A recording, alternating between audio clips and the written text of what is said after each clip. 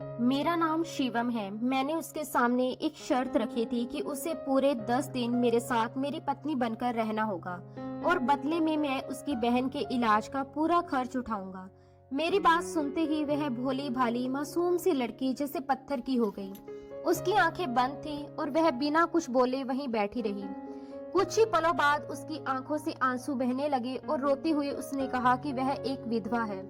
उसकी बात सुनकर मैं हंस पड़ा और बेहद बेरुखी से कह दिया कि ये शादी सिर्फ दिखावे के लिए होगी, क्योंकि मुझे उसमें किसी भी तरह की कोई दिलचस्पी नहीं है। मेरी इस शर्त के आगे वह मजबूर थी, इसलिए उसने भारी मन से मेरी बात मान ली। अगले ही दिन हम दोनों की शादी हो गई। शादी के बाद की शुरुआती 2 दिन अजीब सी खामोशी में गुजर गए। हम एक ही कमरे में थे, लेकिन हमारे बीच कोई रिश्ता नहीं था।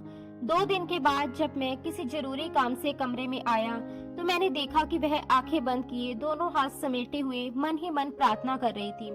उसे इस हाल में देखकर मेरे कदम वहीं थम गए। पहली बार मैंने उसे इस तरह देखा था और ना जाने क्यों उसी पल मेरे दिल में उसके लिए एक अजीब सा एहसास जाग उठा। मैं हल्के से मुस्कुरा दिया। प्रार्थना करते हुए वह और भी ज्यादा खूबसूरत लग रही थी। उसी वक्त मेरे पिता की आखिरी बातें मेरे कानों में गूंजने लगी। वह अस्पताल के बिस्तर पर लेटे हुए थे, बेहद कमजोर हालत में सांस ले रहे थे। उन्होंने मेरी आंखों में आंखें डालकर कहा था कि अगर मैंने 10 दिन के अंदर शादी नहीं की तो वह अपनी पूरी जायदाद में से कुछ भी मेरे नाम नहीं करेंगे, बल्कि सब कुछ अनाथ आश्रम को दान कर देंगे। मैं उस वक्त होठ बंद किए सिर झुकाए हुए चुप खड़ा रहा, क्योंकि मैं बचपन से जानता था कि मेरे पिता का कहा हुआ हर शब्द पत्थर की लकीर होता है। उनका हर फैसला अटल होता था, लेकिन उनका ये फैसला मुझे ऐसी जंजीरों में बांध रहा था जिनसे निकलने का कोई रास्ता नहीं था। मैं बाहर निकला, सिगरेट जलाई और जेब से मोबाइल निकालकर रुचि को फोन किया। वही रुचि जो मेरी कॉलेज फ्रेंड थी, मेरी पहली मोहब्बत, और जिससे मेरी एंगेजमेंट पिछले साल ही हुई थी। हमने साथ साथ ढेर सारे सपने देखे थे। फोन की घंटी बजी और दूसरी ही रिंग पर उसने कॉल उठा लिया। उधर से उसकी चिंतित आवाज आई। उसने पूछा कि मेरी तबीयत कैसी है और पिताजी कैसे हैं। मैंने उससे कहा कि मुझे उससे तुरंत शादी करनी है, अगले 8-10 दिनों के अंदर, क्योंकि ये मेरे पिता की वसीयत है। मेरी बात सुनकर कुछ पल के लिए उधर खामोशी छा गई। फिर वह हंसने लगी। हंसते हुए उसने कहा कि मैं नाटक करना छोड़ दूं, क्योंकि उसे कल ऑस्ट्रेलिया जाना है और वह 1 हफ्ते बाद लौट आएगी।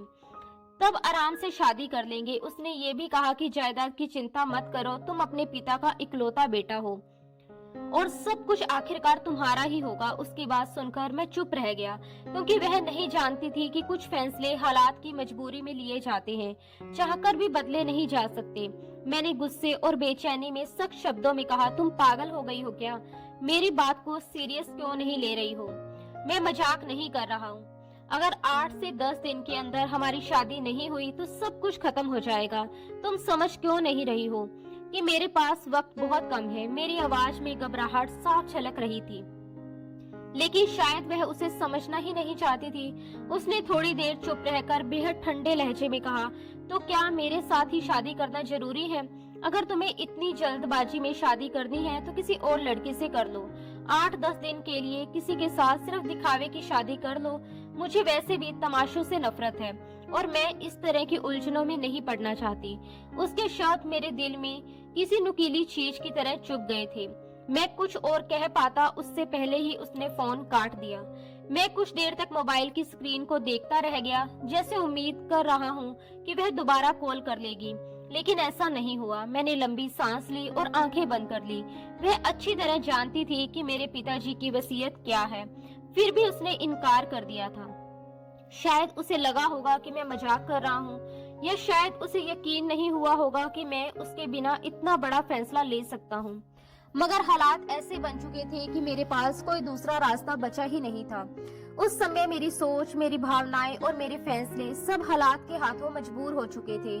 उसी शाम मैंने खुद को संभालते हुए एक वकील से संपर्क किया और उसे साफ शब्दों में कहा कि वह एक कॉन्ट्रैक्ट तैयार करे। उस कॉन्ट्रैक्ट में शादी के साथ साथ डिवोर्स के पेपर भी शामिल होने चाहिए।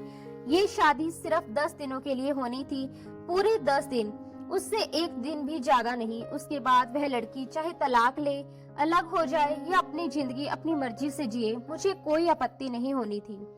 मेरा मकसद सिर्फ अपने पिता की वसीयत पूरी करना था, उससे ज्यादा कुछ भी नहीं। लेकिन सबसे बड़ी परेशानी ये थी, ऐसी अजीब और कठोर शर्त पर कोई लड़की तैयार कैसे होती?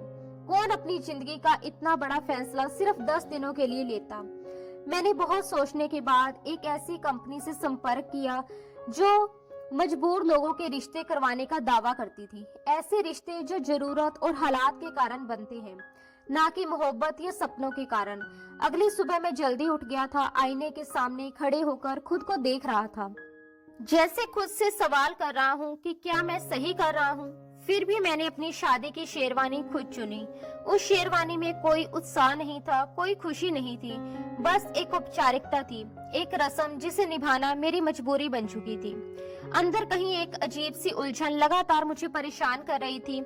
ये उलझन ना तो किसी ख्वाहिश की थी और ना ही किसी मोहब्बत की। ये सिर्फ जिम्मेदारी का भारी बोझ था जिसे मैंने खुद अपने कंधों पर डाल लिया था। आखिरकार दुल्हन का इंतजाम हो चुका था। गाड़ी में बैठते ही मेरे फोन की घंटी बजी। वकील का कॉल था। उसने बताया कि सारे कागजात पूरी तरह तैयार है और मैं जब चाहूँ रजिस्ट्रार ऑफिस आकर कोर्ट मैरिज कर सकता हूँ। मैंने गहरी सांस ली, कुछ पल खामोश रहा और फिर कहा कि मैं आ रहा हूँ। ये शादी किसी मंदिर में नहीं होनी थी, ना किसी बड़े मैरिज हॉल में और ना ही घर के आंगन में। ये एक कोर्ट मैरिज थी, बिल्कुल सादी और औपचारिक। मैं चाहता था कि सब कुछ बेहद शांत और सीमित लोगों के बीच हो, इसलिए मुझे रजिस्ट्रार ऑफिस जाकर ही शादी करनी पड़ी। जब मैं वहां पहुंचा तो मेरी नजर पहली बार उस लड़की पर पड़ी जो अब मेरी होने वाली पत्नी थी। वह दुबली पतली थी, गोरी रंगत की थी और उसके लंबे बाल उसकी पीठ पर बिखरे हुए थे। उसने नीले और गुलाबी रंग का सूट पहन रखा था और उसका दुपट्टा सलीके से उसके कंधे पर रखा हुआ था। उसके हाथों में मेहंदी नहीं थी, चेहरे पर कोई मेकअप नहीं था और आंखों में शादी की कोई चमक नहीं थी। लेकिन इसके बावजूद उसके व्यक्तित्व में एक अजीब सी गंभीरता और ठहराव था, जैसे उसने जिंदगी में बहुत कुछ सह लिया हो लेकिन अभी भी टूटने से खुद को रोक रखा हो। मैं कुछ पल उसे देखता रहा, फिर नजरें चुरा ली। दिल के अंदर जैसे कोई हल्की सी हलचल हुई, लेकिन मैंने उसे तुरंत दबा लिया। मेरे 4 दोस्त गवाह के तौर पर वहां मौजूद थे। माहौल बेहद शांत था, जैसे वहां शादी नहीं बल्कि कोई औपचारिक प्रक्रिया पूरी हो रही हो। पहले उसने कांपते हाथों से पेन उठाया और कागजों पर अपने सिग्नेचर किए। उसके हाथों की कंपन साफ दिखाई दे रही थी, जैसे हर साइन के साथ वह अपनी जिंदगी का एक हिस्सा पीछे छोड़ रही हो। उसके बाद वही पेन मुझे दिया गया। मैंने भी बिना कुछ सोचे सिग्नेचर कर दिए। कुछ ही मिनटों में शादी की सारी औपचारिकताएं पूरी हो गई। मैंने सारे कागजात अपने पास संभाल कर रख लिए। सब कुछ इतनी खामोशी से हुआ कि ऐसा लग रहा था जैसे हमारे बीच कोई रिश्ता शुरू नहीं हुआ बल्कि कोई रिश्ता खत्म हो गया हो। शादी के तुरंत बाद मैं बाहर आया और अस्पताल में फोन मिलाया। डिम्पल की बहन का इलाज शुरू करवाना मेरे वादे का हिस्सा था और मैं अपने वादे से पीछे हटने वालों में से नहीं था। मैंने डॉक्टर से बात करते हुए कहा, लड़की का नाम राधा है, उसकी फाइल तैयार रखिए, आज ही उसे आपके अस्पताल में एडमिट करवा रहा हूँ। डॉक्टर ने भरोसा दिलाया कि इलाज तुरंत शुरू कर दिया जाएगा। फोन रखने के बाद मैंने एक पल के लिए आंखें बंद की और खुद को संभाला। उधर डिम्पल को नौकरानी मेरे घर के गेस्ट रूम तक ले गई। मैं उसे अकेले में ही रखना चाहता था, इसलिए जानबूझकर उसे घर के अलग हिस्से में ठहराया गया था। आखिर ये शादी, जैसा मैंने पहले ही कहा था, सिर्फ दिखावे की शादी थी। दोपहर के समय डिम्पल ने खाना नहीं खाया था। नौकरानी घबराई हुई मेरे पास आई और बोली कि मालिक, वह लड़की कुछ भी खाने को तैयार नहीं है, बस अपने कमरे में बैठी पूजा पाठ कर रही है। मैंने बिना कोई भाव दिखाए कहा कि उसे जिद करने की कोई जरूरत नहीं है, वह खुद ही कुछ दिनों में सीख जाएगी कि इस घर के असूल क्या है और यहाँ कैसे रहा जाता है। मेरे शब्द सख्त थे, लेकिन सच ये था कि उस वक्त मैं खुद भी इस हालात को किसी और तरीके से संभालना नहीं चाहता था। उस रात मैं अपने कमरे में था, फाइलों और काम के कागजों में उलझा हुआ, लेकिन ना जाने क्यों दिमाग किसी और ही तरफ भटक रहा था। अचानक मुझे एहसास हुआ कि मुझे डिम्पल के माता पिता के बारे में कुछ भी पता नहीं था। उसने कभी उनका जिक्र नहीं किया था, ना माँ ना पिता। उसकी जिंदगी में बस एक ही रिश्ता था, उसकी छोटी बहन राधा। वही राधा जो इस वक्त अस्पताल में जिंदगी और मौत के बीच जंग लड़ रही थी। ये सब सोचकर मुझे लगा कि ये लड़की शायद किसी बहुत बड़े दर्द, किसी बहुत गहरे नरक से गुजरकर यहाँ तक पहुंची है। लेकिन अगले ही पल मैंने खुद को समझाया कि मुझे इससे क्या लेना देना। उसकी निजी जिंदगी, उसका अतीत, उसका परिवार, इन सब से मेरा क्या रिश्ता है। ये तो एक सौदा है, एक समझौता। मुझे उसकी जिंदगी से कोई मतलब नहीं होना चाहिए और ना ही मुझे उसकी जिंदगी से कोई उम्मीद रखनी चाहिए। यही सोचकर मैंने अपने दिल को सख्ती से चुप करा दिया। अगले दिन सुबह मैं नाश्ते की टेबल पर बैठा था, अखबार मेरे सामने खुला हुआ था। तभी मेरी नजर टेबल पर रखे एक कागज पर पड़ी। वह एक खत था। मैंने उससे उठाकर पढ़ा। उसमें लिखा था, शिवम जी, हम दोनों की शादी हो चुकी है। ये शादी पूरी तरह लीगल है और ऊपर वाला इसका गवाह है। मैं अपने भगवान से बहुत प्रार्थना करती हूँ और उसकी हमेशा आभारी रहूंगी कि उसने मुझे आप जैसा हमसफर दिया। वह खत पढ़कर मैं कुछ पल के लिए सन्न रह गया। ये साफ बता रहा था कि वह इस रिश्ते को बेहद गंभीरता से ले रही है। उसके लिए ये कोई कॉन्ट्रैक्ट मैरिज नहीं थी, ना कोई मजबूरी का सौदा। उसके लिए ये एक पवित्र रिश्ता था। मैंने वह खत मोड़कर जेब में रख लिया। ना जाने क्यों उसे फेंकने या वहीं छोड़ देने का मन नहीं हुआ। तीसरे दिन मैं अस्पताल गया और डिम्पल की बहन राधा से मिला। वह बेहद कमजोर थी, उम्र में बहुत कम थी, लेकिन जब उसने मुझे देखा और हल्की सी मुस्कान दी तो मुझे अजीब सा सुकून महसूस हुआ। मैंने उससे कहा कि उसकी बहन बहुत बहादुर है। उसने मासूमियत से मुझसे सिर्फ इतना पूछा कि क्या मैं उसका जीजू हूँ। मैं हंस पड़ा और कह दिया कि हाँ, कुछ दिनों के लिए। मैं थोड़ी देर उसके पास बैठा रहा, उससे इधर उधर की बातें करता रहा, फिर वापस घर आ गया। देर रात मैं अपनी गैलरी में खड़ा था। जैसे ही अंदर लौटने लगा, मेरी नजर डिम्पल के कमरे की खिड़की पर पड़ी, जो खुली हुई थी। अंदर से हल्की सी रोशनी बाहर आ रही थी। दिल में एक पल के लिए ख्याल आया कि जाकर देखूं वह क्या कर रही है, लेकिन मैंने खुद को रोक लिया। वह इसी तरह खामोशी से अपने कमरे में रहती थी। ना वह बाहर आती थी, ना किसी से बात करती थी। मैंने उसका चेहरा पहली बार कोर्ट मैरिज वाले दिन देखा था। उसके बाद से ना तो कभी आमना सामना हुआ था और ना ही दोबारा उसे देखने का मौका मिला था। मैं अपने ऑफिस, अस्पताल के चक्कर, फोन कॉल्स और रात के अकेलेपन में उलझा रहता था। हम एक ही छत के नीचे रहते थे, लेकिन हमारे बीच जैसे एक दीवार खड़ी थी। मैंने जानबूझकर ये दूरी बनाए रखी थी। मैं बस चाहता था कि ये 10 दिन यूं ही गुजर जाए, जैसे कोई साया चुपचाप गुजर जाता है। तीसरे दिन सुबह नाश्ते के वक्त नौकरानी ने फिर बताया कि डिम्पल मैडम बहुत जल्दी उठ जाती है, अपने कमरे में बैठकर प्रार्थना करती है, कुछ मांगती नहीं है, बस छोटी छोटी बातों के लिए भगवान का धन्यवाद करती रहती है। मेरी नजर अखबार पर थी, लेकिन उसका ये कहना मेरे दिमाग में अटक गया। वह सिर्फ धन्यवाद करती है। जिस लड़की ने अपनी बहन के इलाज के लिए अपनी पूरी जिंदगी का सौदा कर लिया हो, जिसे मैंने अपने मकसद के लिए इस्तेमाल किया हो, वह लड़की भगवान की भी आभारी है। ये बात मेरे असूलों में कहीं फिट नहीं बैठ रही थी। उसी शाम मैं ऑफिस से जल्दी घर आ गया।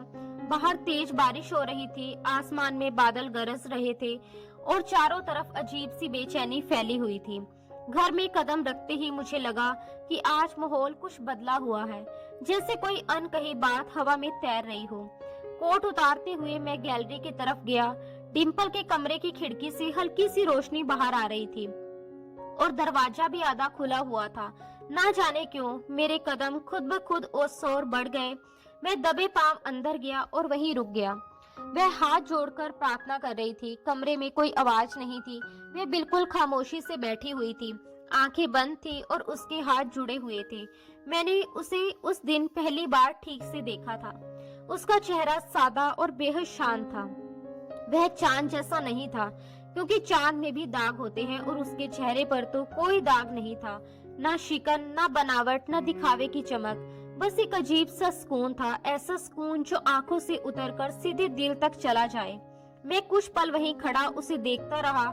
ना जाने क्यों मेरे कदम खुद ब खुद पीछे हटने लगे, जैसे मैं किसी ऐसी जगह आ गया हूँ जहाँ मुझे नहीं होना चाहिए था, जैसे मैंने उसकी खामोशी में दखल दे दिया हो। उसी पल अनजाने में मेरे होठों पर हल्की सी मुस्कुराहट आ गई।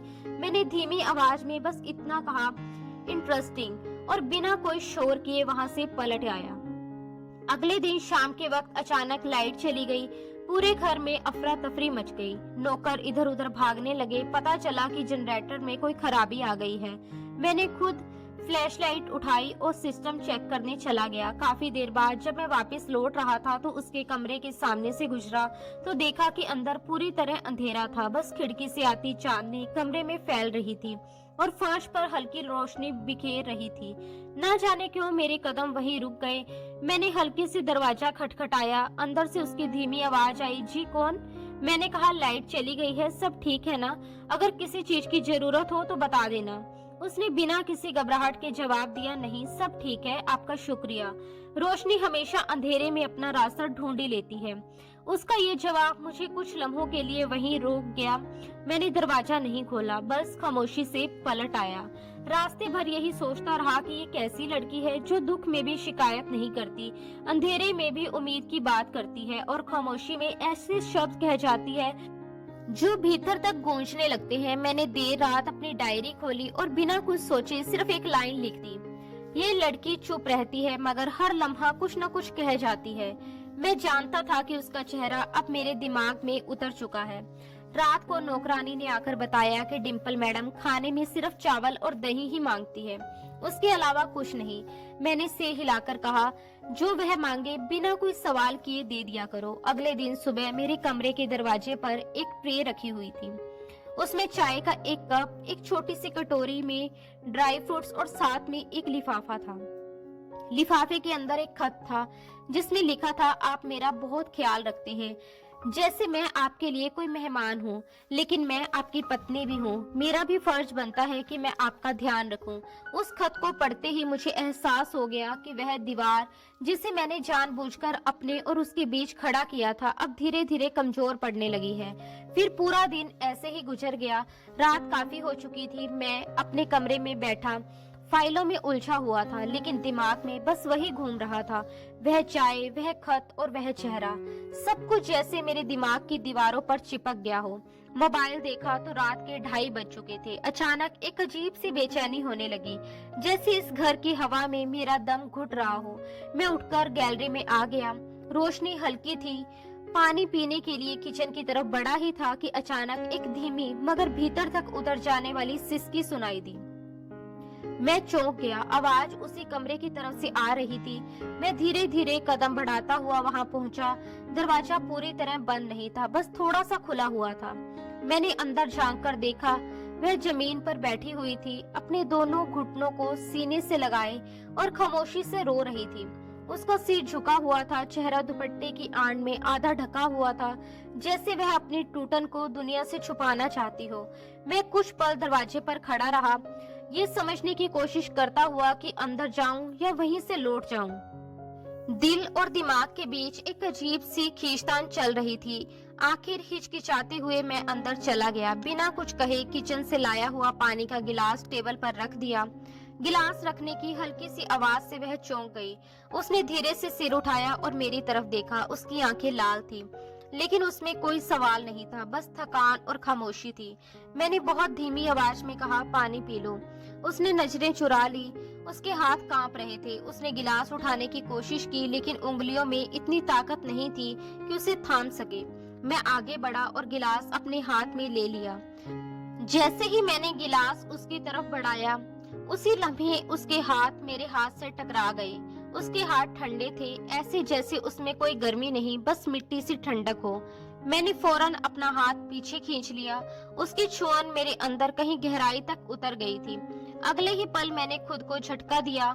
गिलास छोड़ते हुए पीछे हटा और खुद से कहा कि ये सिर्फ एक सौदा है शिवम, भूल मत जाना। यही सोच मैंने दिल में दोहराई। मैं मुड़ने ही वाला था कि उसकी धीमी टूटी हुई आवाज सुनाई दी। कभी कभी इंसान सिर्फ चुप रहना चाहता है क्योंकि शब्द कम पड़ जाते हैं। मैं वहीं रुक गया। उसकी आवाज में कोई शिकायत नहीं थी, ना कोई इल्जाम, बस थकान थी। मैंने पीछे पलटकर देखा तो वह अपनी आंखों से आंसू पोंछ रही थी, जैसे ये दिखाना नहीं चाहती हो कि वह कमजोर है।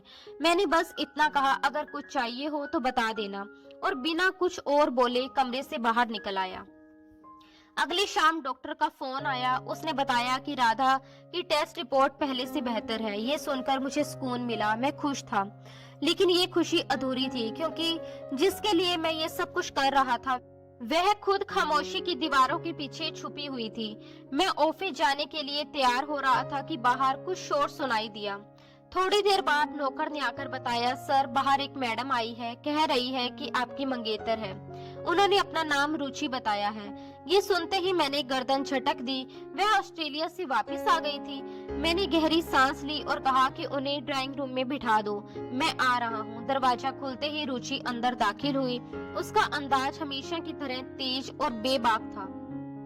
जीन्स और टॉप में, चेहरे पर मेकअप और आवाज में वही कड़कपन। अंदर आते ही उसने बिना किसी भूमिका के कहा, ये लड़की कौन है जिसने तुमसे शादी की है? ये मेरी जगह क्यों है? मैंने शांत रहने की कोशिश करते हुए कहा, रुचि बैठो। उसने गुस्से में कहा, नहीं, मुझे जवाब चाहिए। तुमने सच में शादी कर ली मुझे बिना बताए? मैंने ठंडी सांस ली और कहा, तुमने इनकार कर दिया था, इसलिए मैंने फैसला लिया। वह चिल्लाकर बोली, ये झूठ है, मैं सिर्फ 2 दिन लेट हुई हूँ। तुमने मेरे ना आने पर किसी और को अपना नाम दे दिया। मैंने सीधे कहा, तुम लेट हुई हो, वह टाइम पर आ गई। वह हंसने लगी, व्यंग्य से बोली, तो अब तुम उसे पत्नी कहने लगे हो? ये तो अभी भी सिर्फ कॉन्ट्रैक्ट है। मैंने नजरें चुरा ली और कहा, ये शादी एक मकसद से हुई थी, जो तुम्हें पता है। अब तुम आ गई हो तो हमारे बीच बहस का कोई फायदा नहीं। उसने तंज कसते हुए कहा, अच्छा तो अब तुम्हारे शब्दों में नरमी आ गई है, इसके लिए। मैं खामोश रहा। रुचि के कदम तेज थे। वह घर के अंदर की तरफ बढ़ने लगी और बोली, मैं उसे देखना चाहती हूँ जिसने तुमसे शादी की है। मैंने उसका बाजू पकड़ लिया और कहा, ये इज्जत का मामला है रुचि। वह मेरे घर में है, मेरी पत्नी है। उसने पलटकर पूछा, तो कितने दिनों के लिए? ये शब्द मेरे दिल में खंजर की तरह उतर गया। मैंने कुछ पल के लिए हाथ जोड़ दिए। वह मुझे देखते हुए पलटी और चली गई, लेकिन जाते जाते कह गई, ये जंग अभी खत्म नहीं हुई है। रुचि के जाने के बाद मैं काफी देर तक गैलरी में खड़ा रहा। घर में गहरी खामोशी थी, लेकिन मेरे अंदर शोर मचा हुआ था। डिम्पल ने ना कोई सवाल किया, ना ही किसी तरह की सफाई मांगी। उसने कुछ जानने या जताने की कोशिश तक नहीं की। बस उस शाम खाने के समय एक खत चुपचाप ट्रे में रख दिया गया था। उसमें सिर्फ एक ही सवाल लिखा था, क्या आपके मेहमान खुश थे? मैंने वह खत पढ़ा, लेकिन जवाब देने की हिम्मत नहीं जुटा पाया। बिना कुछ सोचे समझे मैंने उस कागज को जलते हुए चूल्हे पर रख दिया और देखता रहा जब तक वह पूरी तरह राख नहीं हो गया। अगले दिन रुचि की माँ का फोन आया। आवाज में चिंता भी थी और नाराजगी भी। उन्होंने कहा, शिवम बेटा, तुमने जो किया वह जल्दबाजी में लिया गया फैसला था। रुचि तुमसे मोहब्बत करती है, ये सब सिर्फ एक गलत फहमी है। मैंने शांति से जवाब दिया, आंटी आप मेरी माँ की तरह हैं। आपकी बात की कदर करता हूँ, लेकिन ये फैसला मेरी जिंदगी से जुड़ा था। मेरे लिए वक्त पर होना बहुत मायने रखता है। उन्होंने बात आगे नहीं बढ़ाई, जैसे हार मान ली हो, लेकिन उनके शब्दों में अब भी एक दृढ़ता थी। इसी बीच डिम्पल की बहन राधा को अस्पताल से छुट्टी मिल गई और उसे मैं अपने घर ही ले आया था। शाम को जब मैं घर लौटा तो देखा कि डिम्पल आंगन में अपनी बहन राधा के साथ बैठी थी। मुझे देखते ही राधा मुस्कुराई और बोली, शिवम जीजू आपकी पत्नी बहुत प्यारी है। मैंने बस हल्की सी मुस्कान के साथ सिर हिला दिया। उसी पल दिल में एक अजीब सा ख्याल आया। रुचि ने मुझे कभी ऐसे साधारण सुकून भरे लम्हे नहीं दिए थे। ना कभी ठहराव, ना अपनापन। उसके साथ सब कुछ जैसे एक सौदे की तरह था, मानो मोहब्बत भी किसी बिजनेस डील का हिस्सा हो। उसी रात दरवाजे पर हल्की सी दस्तक हुई। दरवाजा खोला तो सामने डिम्पल खड़ी थी। बाहर बारिश की आवाज थी और खिड़की खुली हुई थी। मैंने कहा कि आओ अंदर बैठो, क्या तुम्हें कुछ चाहिए? वह कुछ पल चुप रही, फिर धीरे से बोली, मैं बस इतना जानना चाहती हूँ, क्या मैं आपके लिए बोझ हूँ? मैंने उसकी आंखों में देखने की कोशिश नहीं की, बस इतना कहा, तुम मेरे लिए वह इंसान हो जिसे मैं समझने की कोशिश कर रहा हूँ। वह खामोश रही, फिर थोड़ा हिचकिचाकर बोली, क्या आपको लगता है कि रुचि आपकी जिंदगी में वापस आ सकती है? मैंने एक लम्हे सोचा और कहा, कुछ रिश्ते वक्त के साथ ही समझ में आते हैं। मैं अभी ये नहीं जान पाया हूँ कि ये रिश्ता कौन सा है, लेकिन रुचि अब मेरे दिल से निकल चुकी है। उसने बहुत धीमी आवाज में कहा, तो अब मुझे सिर्फ 6 दिन और यहाँ रहना है। इतना कहकर वह पलट गई। रुचि वापस आ गई थी, लेकिन जो बातें कभी पूरी लगती थी, अब अधूरी सी महसूस होने लगी थी। दोपहर का वक्त था, मैं घर लौटा तो हॉल में एक अजीब सी हलचल महसूस हुई। नौकरानी घबराई हुई अंदर आई और बोली, सर, डिम्पल मैडम ने फल काटते हुए हाथ काट लिया है, बहुत खून बह रहा है। वे अंदर ही है, राधा पट्टी ला रही है। मेरे कदम जैसे अपने आप उसके कमरे की तरफ मुड़ गए। दरवाजा खोला तो वह कुर्सी पर बैठी थी, एक हाथ दूसरी हथेली पर रखा हुआ था और खून से भीगा रुमाल कसकर दबाया हुआ था। राधा सामने खड़ी थी। मैं बिना कुछ सोचे आगे बढ़ा और उसका हाथ थाम लिया। मैंने कहा, दिखाओ।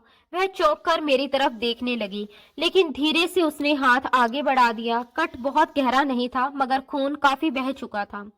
मैंने रुमाल हटाया, हाथ को पानी से साफ किया और उंगलियों के बीच वाले हिस्से पर पट्टी लपेटने लगा। उसके हाथ कांप रहे थे। मैं झुका हुआ था, खामोशी में डूबा हुआ, जैसे उस पल शब्दों की कोई जरूरत ही ना हो। पट्टी बांधते हुए एक पल के लिए मैंने उसकी आंखों में देखा, वही आंखें जिन्हें वह हमेशा नीचे झुकाकर रखती थी।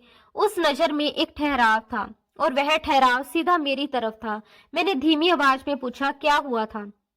मेरा सवाल भी जैसे उससे इजाजत मांग रहा हो। मेरी आवाज में कोई सख्ती नहीं थी, बस एक ठहराव था।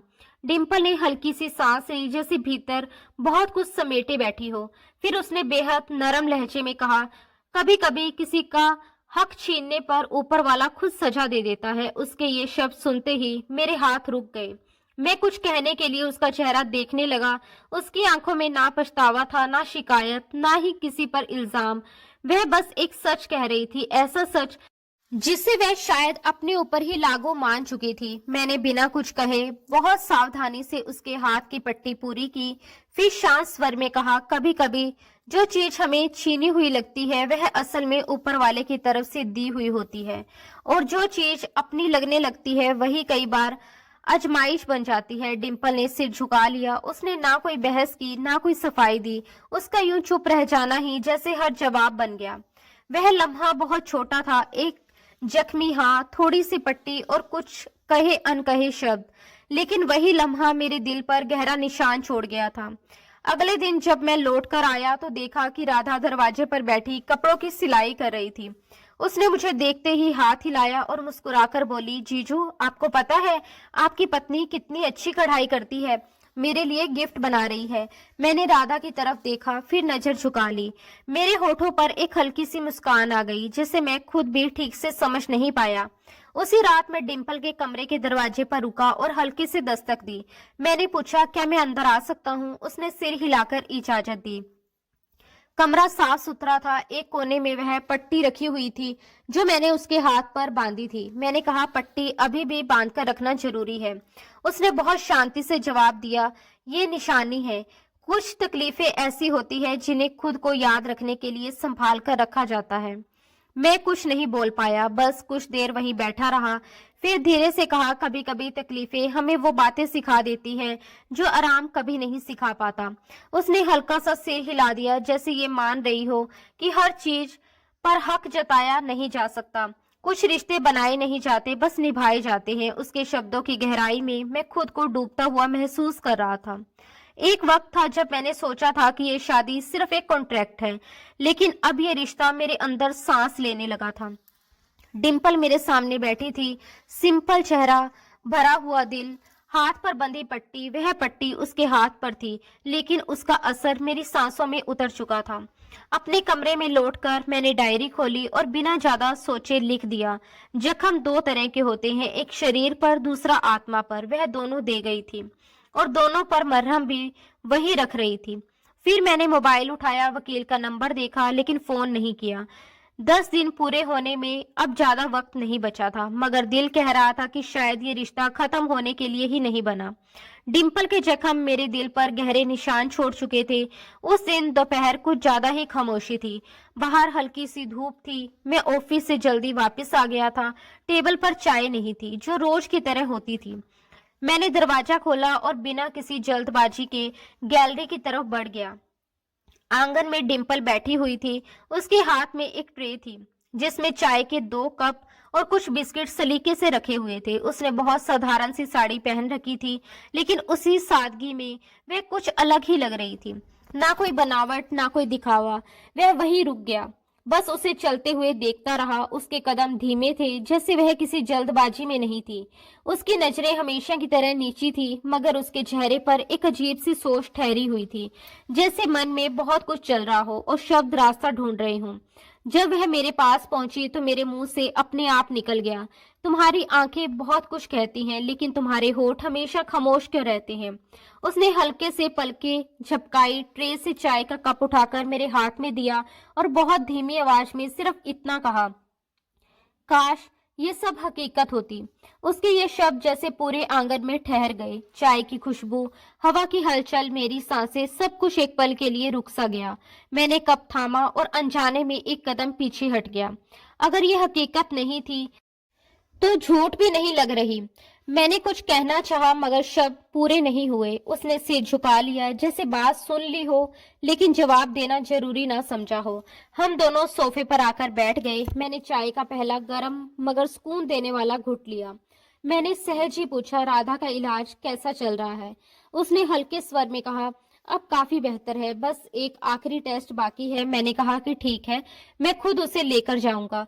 ये सुनकर उसकी आंखों में हल्की सी चमक आई। वह बोली, राधा आजकल बहुत हंसने लगी है। शायद उसे लगने लगा है कि उसकी जिंदगी थोड़ी सी वापस आ रही है। उसकी आवाज में शुक्र भी था, हैरानी भी और कहीं ना कहीं डर भी, जैसे वह इस खुशी को खुलकर अपनाने से डर रही हो। मैंने उसकी तरफ देखा और पूछा, और तुम्हें तुम्हें लगता है कि तुम्हारी जिंदगी भी लौट रही है। वह एक पल के लिए ठिठकी, कुछ कहना चाहा, फिर खुद को रोक लिया। थोड़ी देर बाद बोली, मेरी जिंदगी मांगी ही कब थी, मैं तो बस मोहल्लत पर जी रही हूँ।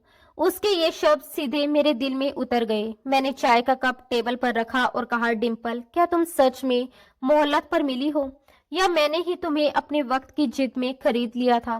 पहली बार वह चौंकी और सीधा मेरी तरफ देखा। हमारी नजरें टकराई। उसकी आंखें साफ थी, मगर भीतर कहीं कुछ डरा हुआ सा था।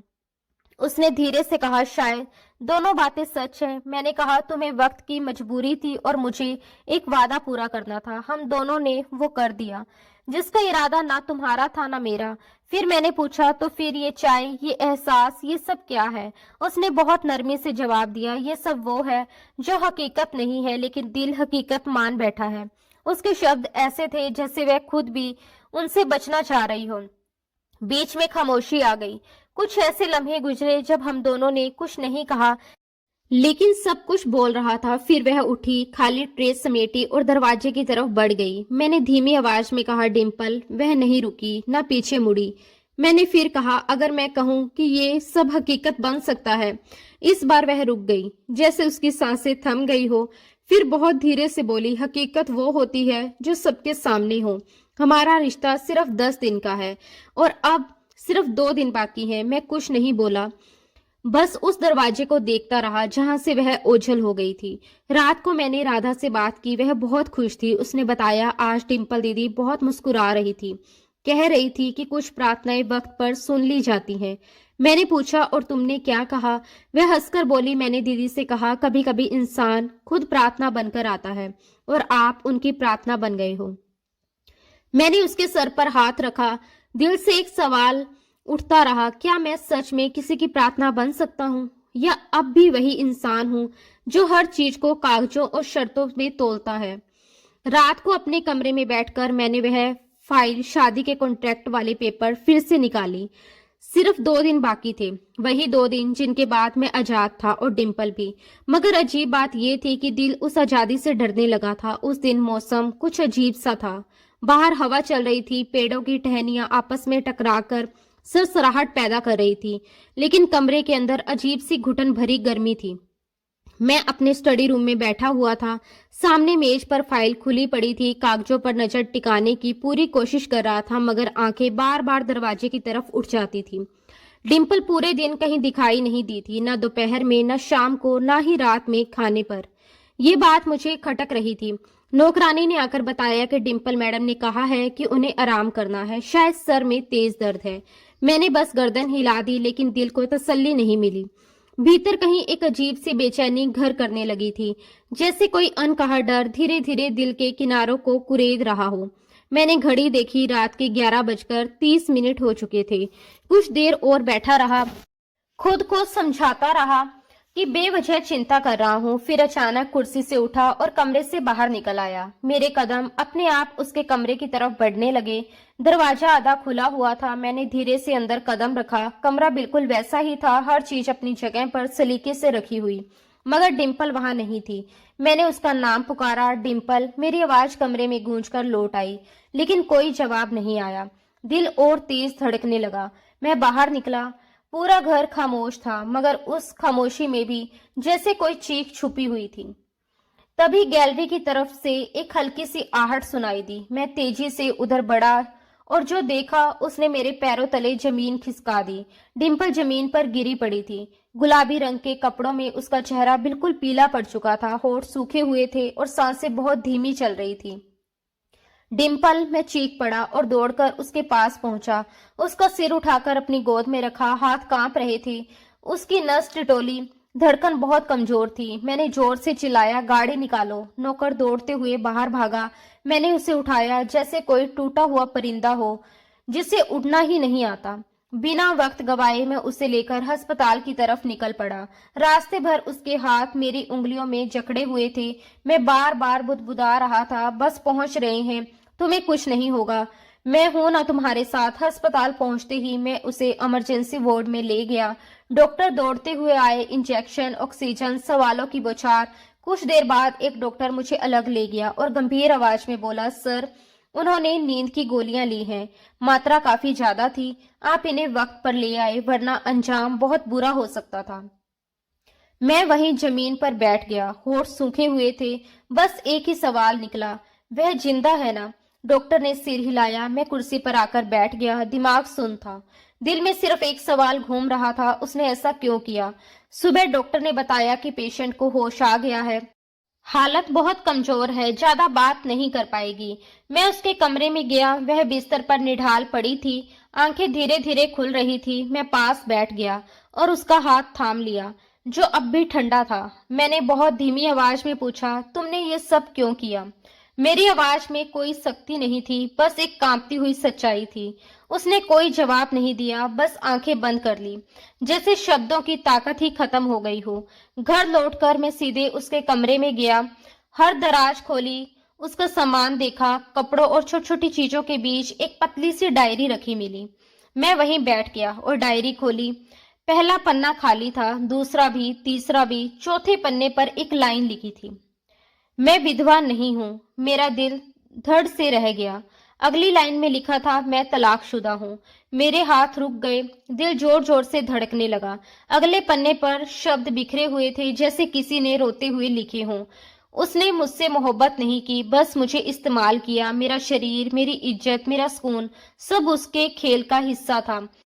और मैं हर बार चुप रहती गई। शादी सब कुछ करवा लेती है। एक दिन उसने कहा कि तुम मेरे काबिल नहीं हो और मुझे तलाक दे दो, जैसे मैं कोई इंसान नहीं, कोई चीज हूँ जिसे इस्तेमाल करके फेंक दिया जाता है। मैंने जीना छोड़ दिया था। सिर्फ अपनी बहन का चेहरा देखकर रोज मरने से रुक जाती थी। डायरी के आखिरी पन्नों पर लिखे शब्द जैसे मेरे सीने में उतरते चले गए थे।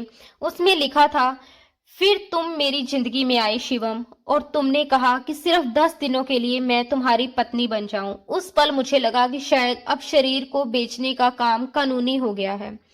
फर्क बस इतना था कि इस बार मेरी बहन बच जाएगी। ये पढ़ते ही मेरी आंखों से आंसू बह निकले। हर एक शब्द में दर्द था, ऐसा दर्द जो चीखता नहीं था, बस भीतर भीतर सब कुछ तोड़ देता था। मैं सोचता रहा, जो लड़की इतनी शांति से रोज प्रार्थना करती है, जो हमेशा खामोशी ओढ़े रहती है, उसके भीतर इतनी टूटी हुई कहानी छुपी थी। आगे लिखा था, तुम खुश होते हो, लेकिन तुम्हारे सवाल मुझ तक पहुंच जाते हैं। तुम्हारी नजरों में कुछ ऐसा था जो बाकी सबसे अलग था। मैं डर गई थी कि कहीं इस बार मेरा दिल ना लग जाए। मैं वहीं रुक गया, डायरी बंद कर दी। मेरे हाथ कांप रहे थे। मैं किसी बात को समझने की हालत में नहीं था। खुद को संभालते हुए बाहर हॉल में आकर बैठ गया और अपना सर दोनों हाथों में छुपा लिया। जिसे मैं एक सौदा समझ रहा था, वह लड़की तो खुद जिंदगी और मौत के बीच जंग लड़ रही थी। मैंने कांपते हाथों से मोबाइल निकाला, वकील का नंबर डायल किया, फिर तुरंत काट दिया। नहीं, ये वक्त कानून या कॉन्ट्रैक्ट का नहीं था, ये वक्त दिल का था, सच का था। अस्पताल लौटकर मैं सीधे उसके कमरे में गया। वह जाग रही थी, चेहरा बहुत कमजोर लग रहा था लेकिन आंखें खुली थी। मैंने धीरे से कहा, मुझे तुमसे माफी नहीं चाहिए, मैं बस इतना चाहता हूं कि तुम अपनी मर्जी से जियो, अपनी इज्जत के साथ। वह कुछ नहीं बोली, लेकिन उसकी आंखों में पहली बार नमी के साथ एक हल्की सी रोशनी थी, जैसे कहीं बहुत अंदर कुछ सांस ले रहा हो। मैं डिम्पल को अस्पताल से घर ले आया। वे बेहद कमजोर थी, मगर अब पहले जैसी टूटी हुई खामोशी नहीं थी, बस थकी हुई थी। दरवाजे पर राधा ने उसे गले लगा लिया, जैसे बरसों बाद उसकी दीदी लौट आई हो।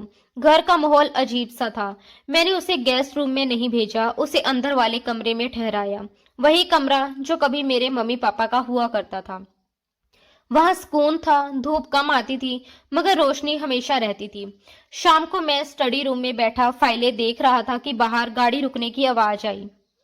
नौकरानी ने आकर बताया कि सर, रुचि मैडम आई है। मैंने सिर उठाया, मुझे पता था कि वह क्यों आई है। दरवाजा खुला, रुचि का चेहरा गुस्से और घमंड से भरा हुआ था। उसने तीखे लहजे में कहा, शिवम, अब हद हो गई है। मैं तुम्हारी खामोशी और तुम्हारे फैसलों से तंग आ चुकी हूँ। वह सीधे मेरे सामने आकर खड़ी हो गई। मैंने शांत आवाज में कहा, बैठो, मुझे तुमसे बात करनी है। उसने झट से कहा, मैं बात करने नहीं आई हूँ। अब मुझे समझ आ गया है कि वह लड़की यहाँ अब तक क्यों है। वह तुम्हारी पत्नी कैसे हो सकती है? वह एक तलाकशुदा जख्मी लड़की है। मैं कुर्सी से उठ खड़ा हुआ। मेरी आवाज अब भी शांत थी लेकिन शब्द भारी थे। मैंने कहा कि जिस लड़की को तुम तलाकशुदा कह रही हो, वही लड़की मेरे पिता की आखिरी वसीयत पूरी करने वाली थी। तुमने वक्त पर मेरा साथ नहीं निभाया और उसे लड़की ने वक्त पर मेरा साथ दिया। उसने सिर्फ एक शर्त पर हाँ कह दी। रुचि ने कटाक्ष किया। शर्त? कैसी शादी थी ये? ना मोहब्बत ना रिश्ता, बस एक कॉन्ट्रैक्ट। उस पल मैं चीख पड़ा। शायद पहली बार मेरी आवाज इतनी ऊंची हुई थी। मैंने कहा कि हाँ, ये शादी एक कॉन्ट्रैक्ट थी, लेकिन उसने वो कर दिखाया जो तुम कभी नहीं कर सकती। उसने मुझे बदल दिया। उसने मुझे वह सच दिखाया जिससे मैं हमेशा भागता रहा था। रुचि की आंखों में आंसू भर आए थे। एक पल के लिए लगा जैसे वह कुछ कहना चाहती है, खुद को रोकना चाहती है, लेकिन फिर उसने अपने अंदर उभरती कमजोरी को दबा लिया। भारी आवाज में बोली, शिवम, वह लड़की तुम्हारी मोहब्बत कैसे बन गई? तुम तो हमेशा कहते थे कि ये रिश्ता बस वक्त गुजारने के लिए है, एक मजबूरी है, एक समझौता है। मैंने उसकी तरफ देखा, फिर दरवाजे की ओर इशारा किया और ठहरे हुए शब्दों में कहा, वो वक्त अब मेरी हकीकत बन गया है और तुम्हारा रिश्ता बस दिखावा था। रुचि एक कदम पीछे हट गई। शायद उसे इस जवाब की उम्मीद नहीं थी।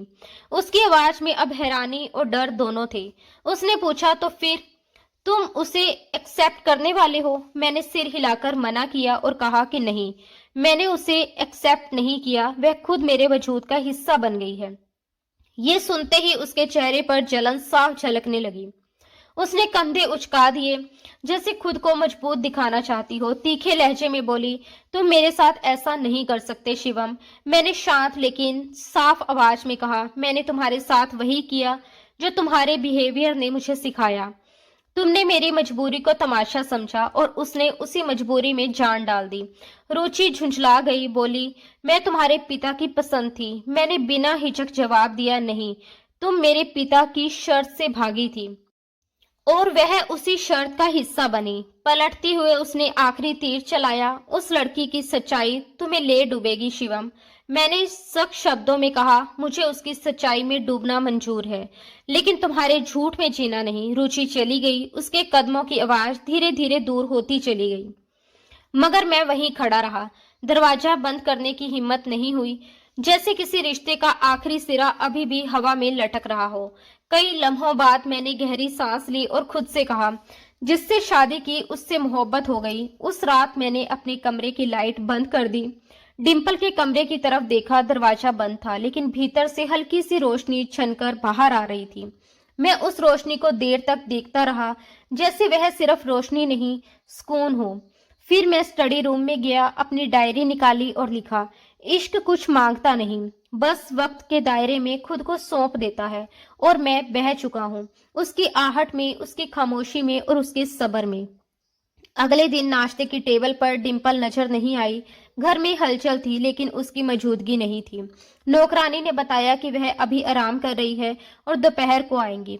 उन्होंने कहा कि उन्हें कुछ देर अपने कमरे में रहकर प्रार्थना करनी है। मैंने कुछ नहीं पूछा, कुछ नहीं कहा, चुपचाप नाश्ता किया और ऑफिस निकल गया। मगर दिमाग काम में लग ही नहीं पाया। फाइलें सामने थी लेकिन आंखें पढ़ नहीं पा रही थी।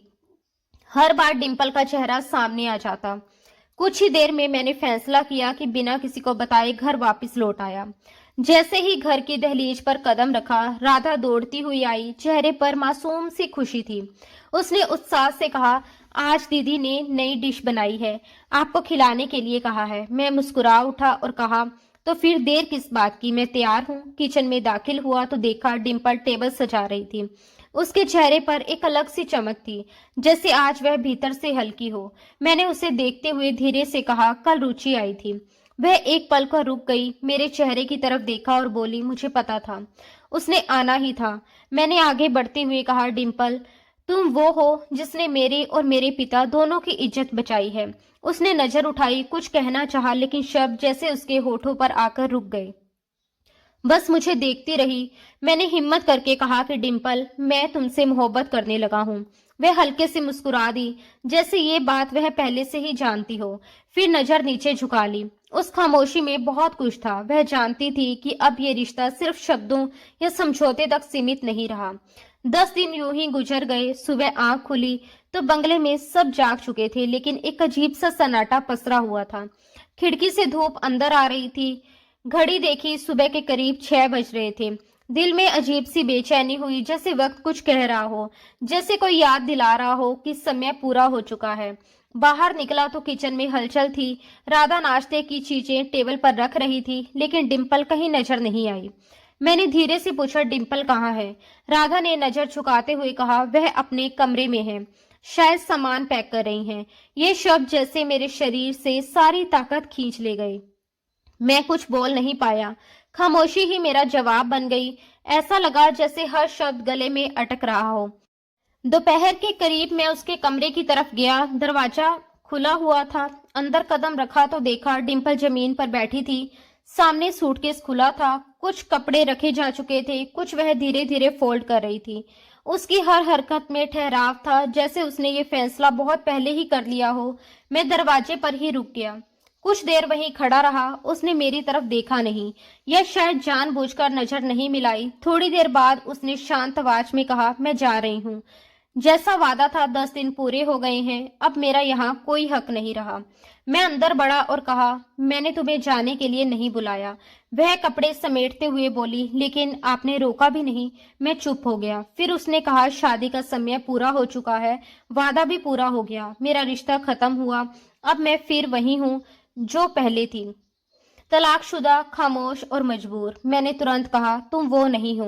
तुम वो हो जिसने मुझे आईना दिखाया, जो मेरी दुनिया में आई और सब कुछ बदल दिया। वह हल्के से मुस्कुराई। फिर पहली बार उसने सवाल किया, तो फिर आपको ये बात 10वें दिन ही क्यों याद आई? 9वें दिन या 8वें दिन क्यों नहीं? आपने मुझे क्यों नहीं कहा कि मुझे रुक जाना चाहिए? मैं खामोश रह गया। कुछ लम्हे गुजर गए। फिर मैंने धीमी आवाज में कहा, वादा दिल से किया जाता है। ये शब्द हवा में जैसे ठहर गए। वह उठ खड़ी हुई, सूटकेस बंद किया और खिड़की की तरफ बढ़ गई। बाहर से हल्की हवा आ रही थी, पर्दा उड़ रहा था। उसने बिना पलटे कहा, शिवम, दिल से किए गए वादे हमेशा वक्त से पहले टूट जाते हैं और वक्त के वादे कभी दिल के काबिल नहीं होते। मैंने कदम आगे बढ़ाए और उसके बिल्कुल पीछे जाकर खड़ा हो गया। मैंने भारी आवाज में कहा, डिंपल, तुमने एक सौदा पूरा किया और मैंने एक वसीयत निभाई, लेकिन जो हमने महसूस किया वो क्या था? क्या वह झूठ था? वह कुछ पल खामोश रही, फिर बिना मेरी तरफ देखे बोली, कुछ भी महसूस करना जुर्म नहीं होता शिवम, बोलना हर इंसान का हक होता है। आपने कभी नहीं कहा कि मैं आपके लिए कुछ मायने रखती हूँ, और मैंने भी कभी नहीं कहा कि मैं रुकना चाहती हूँ। उसके शब्द सधे हुए थे, मगर हर शब्द के पीछे दर्द था। मैंने पहली बार उससे सवाल किया, तुम रुकना चाहती हो ना? वह मेरी तरफ पलटी। उसकी आंखों में आंसू थे, होठ कांप रहे थे। वह बोली, हाँ, लेकिन मैं खुद से ये नहीं कह सकती, क्योंकि मैंने वादा किया था, और जो लोग वादा निभाते हैं उनके लिए सबसे प्यारा वही वादा होता है। उसकी ये बात मेरे सीने में उतर गई। उस एक पल में मुझे लगा कि सब कुछ रोक दूं, वक्त, फासला, कस्में, हर दीवार जो हमारे बीच खड़ी थी। मगर वह चुपचाप सूटकेस उठाकर बाहर की तरफ बढ़ गई। बाहर हमारी नौकरानी निशा दरवाजे के पास खड़ी थी। निशा उससे लिपटकर रोने लगी। दीदी, आप कहाँ जा रही हो? डिम्पल ने उसके सर पर हाथ रखा बड़े स्नेह से और कहा, कहीं नहीं, बस एक वादा पूरा कर रही हूँ, लेकिन तुम्हारे दिल में हमेशा रहूंगी। गाड़ी गेट पर खड़ी थी। नौकर ने सामान रख दिया। डिम्पल गाड़ी के दरवाजे के पास पहुंची। मैं भी दरवाजे तक आ गया। आखिरी बार मैंने उससे पुकारा। वह रुक गई, मगर पलट कर नहीं देखा। मैंने कहा कि अगर तुम जा रही हो तो अपनी मर्जी से जाओ, मेरे वादे को निभाने के लिए नहीं। वह कुछ देर यूं ही खड़ी रही, जैसे फैसला दोबारा तोल रही हो।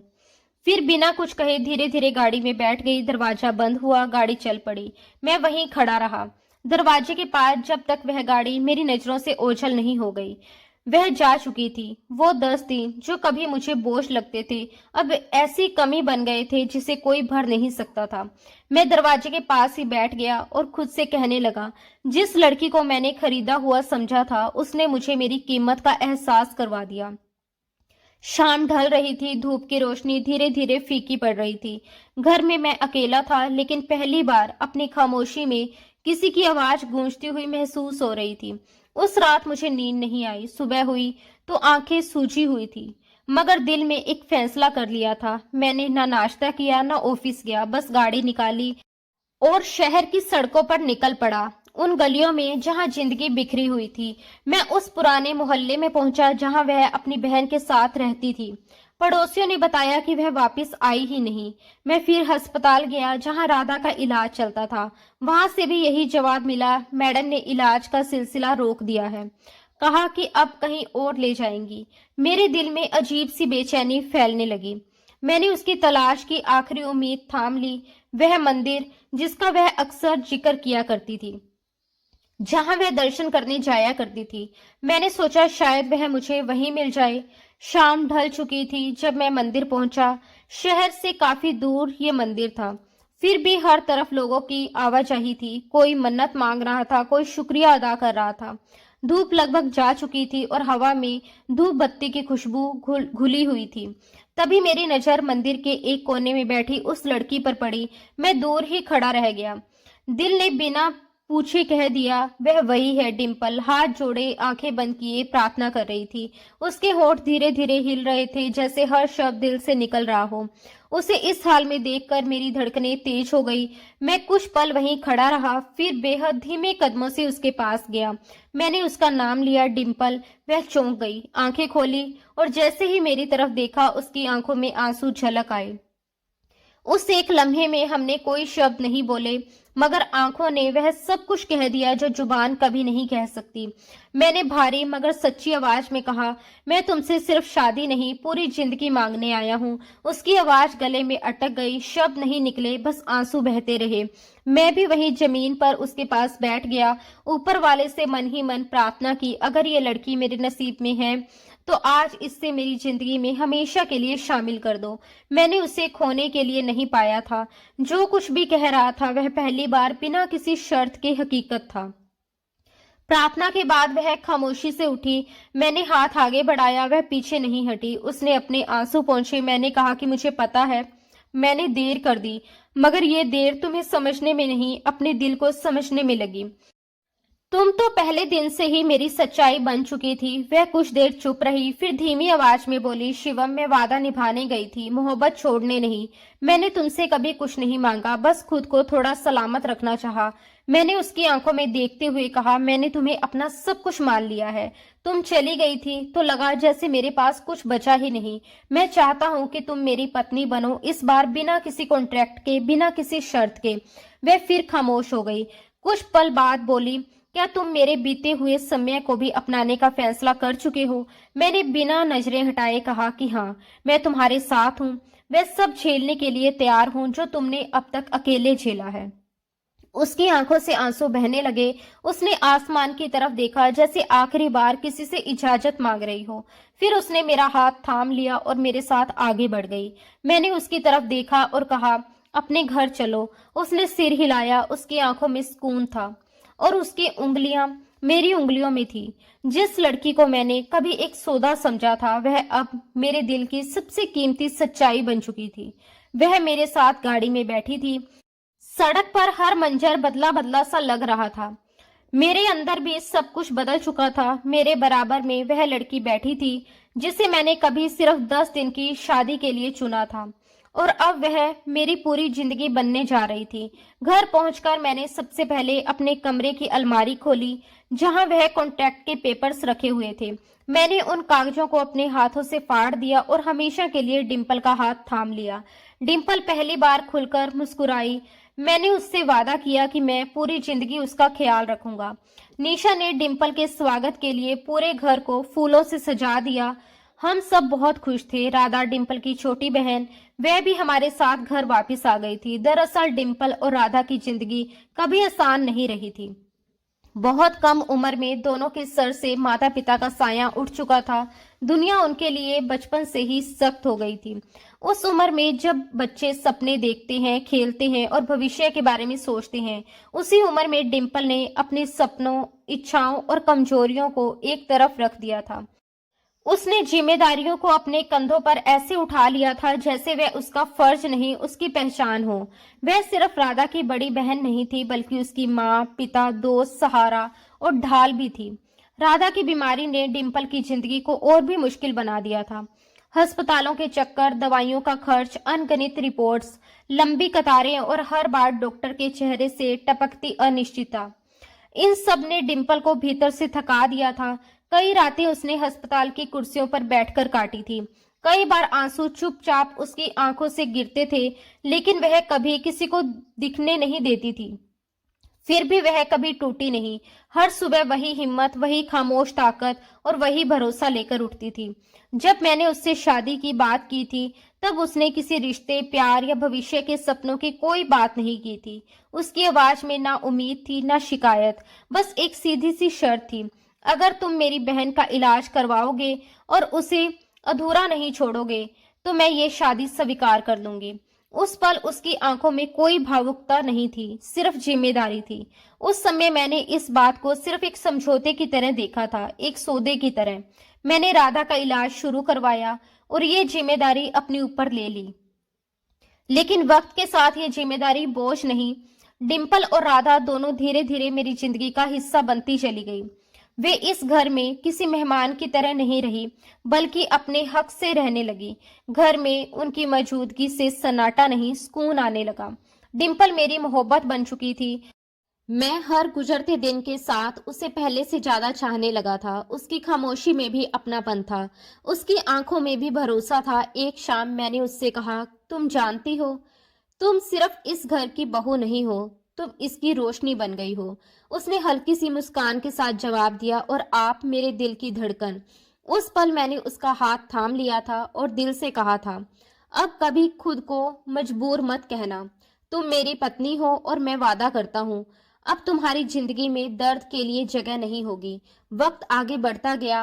राधा का इलाज पूरा हो गया। वह फिर से हंसने लगी, सपने देखने लगी, और घर में वही शोर लौट आया था जो कभी गायब हो गया था। उसकी हंसी अब डर से नहीं, उम्मीद से भरी होती थी। कुछ महीनों बाद डिम्पल ने मुझे बताया कि वह मां बनने वाली है। उस पल मेरी खुशी को शब्दों में समेटना नामुमकिन था। लगा जैसे जिंदगी ने मेरी सारी थकान, सख्ती और अकेलापन मुझसे छीन लिया हो।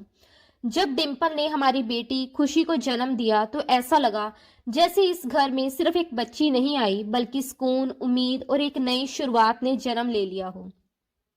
खुशी की पहली रोने की आवाज ने मुझे भीतर तक बदल दिया था। उसे अपनी बाहों में उठाते हुए मुझे पहली बार एहसास हुआ कि बाप कहलाने का मतलब क्या होता है। डिम्पल थकी हुई थी, मगर उसकी आंखों में वही ठहराव था। मैंने उससे कहा था, अब ये घर सिर्फ हमारा नहीं रहा, अब ये हमारी बेटी का भी है, और जैसे तुम्हारा ख्याल रखा है, उसका भी पूरी जिंदगी रखूंगा। डिम्पल मेरी जिंदगी में ऐसे आई थी जैसे किसी वीराने में पहली बारिश की पहली बूंद। अब वह सिर्फ मेरी पत्नी नहीं थी, वह मेरी दुनिया थी। राधा अब पूरी तरह ठीक थी, कॉलेज जाती है, खिलखिलाती है और जिंदगी को जीना सीख चुकी है। एक दिन उसने मेरा हाथ पकड़कर कहा, शिवम जीजू, आपने मेरी दीदी को फिर से मुस्कुराना सिखा दिया। उस पल मुझे एहसास हुआ कि मैंने जो फैसला लिया था वह सिर्फ मेरा नहीं था, बल्कि कई जिंदगियों की नई शुरुआत बन गया था। अब मेरी सुबह डिंपल की आवाज से और मेरी शाम खुशी की हंसी से पूरी होती थी।